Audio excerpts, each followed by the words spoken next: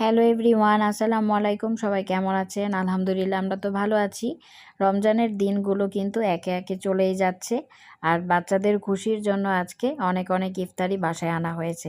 তো চলেন এক নজরে দেখে নেই কী আনা হয়েছে। এখানে গার্লিক নান আনা হয়েছে, আর এই গার্লিক নানটা খেতে খুব বেশি মজা লাগে। আর এখানে বেগুনি, আলুর চপ, পেঁয়াজু আর কাবাব একসাথে এক প্লেটে সার্ভ করে দিয়েছি। আর এই বেগুনি, পেঁয়াজু, আলুর চপ ছাড়া কিন্তু ইফতারিটা জমে না। আর এখানে ছোলা বা বুট একটা প্লেটে নিয়ে নিয়েছি।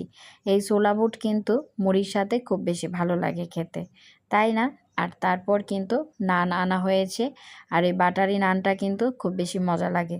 আর এখানে কিন্তু ফ্রাইড রাইস খুব মজা করে সবাই খেয়ে নিয়েছে। ফ্রাইড রাইসের টেস্টটাও কিন্তু খুব অসাধারণ লেগেছে।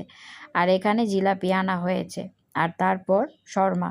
আর এই শর্মাটা খেতেও খুব ভালো লেগেছে। আর আমি এখানে ম্যাঙ্গো ট্যাং বানিয়ে নিয়েছি বাচ্চাদের জন্যে, কারণ ওরা গুড়ের শরবত বা ট্যাং ছাড়া অন্য কিছু খেতেই চায় না।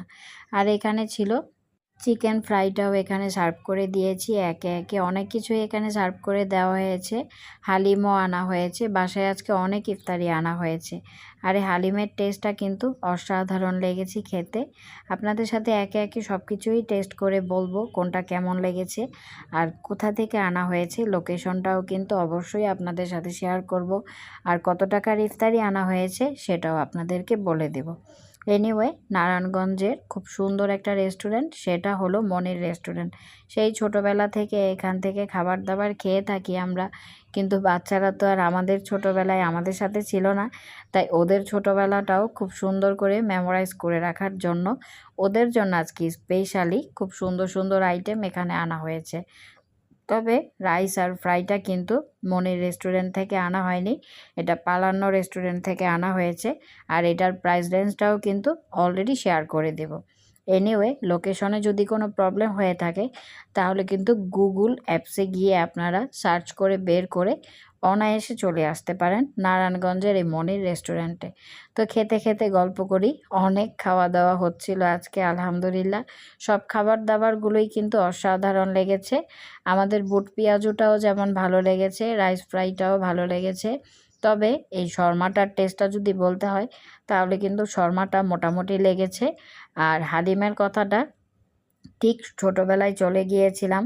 ছোটোবেলায় যখন এই হালিমটা বাসায় আনা হতো দেখা যেত দাদু ম্যাক্সিমাম সময় মনির রেস্টুরেন্ট থেকে নিয়ে আসতো, আর আমরা এই হালিমটা খেয়ে রোজা ভাঙতাম।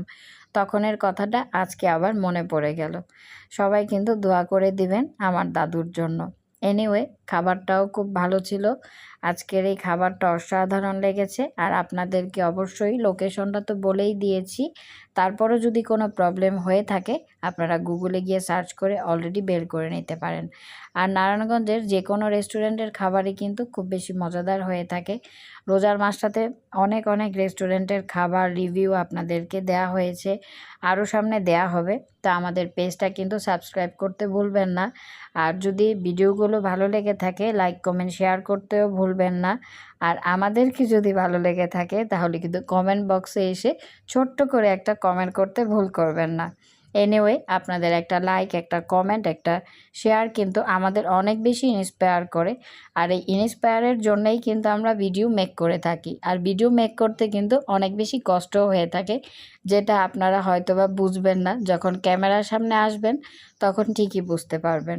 এনিওয়ে, আমি চাই আপনারা আমাকে অনেক ভালোবাসেন, আর আমি জানিও আপনারা আমাকে ভালোবেসে ভিডিওগুলোও দেখেন।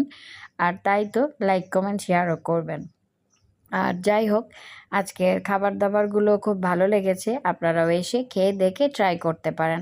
আর প্রাইস রেঞ্জের কথাটা যদি বলি তাহলে কিন্তু মনির রেস্টুরেন্ট থেকে সকল খাবার দাবার আনা হয়েছে 2700 টাকা।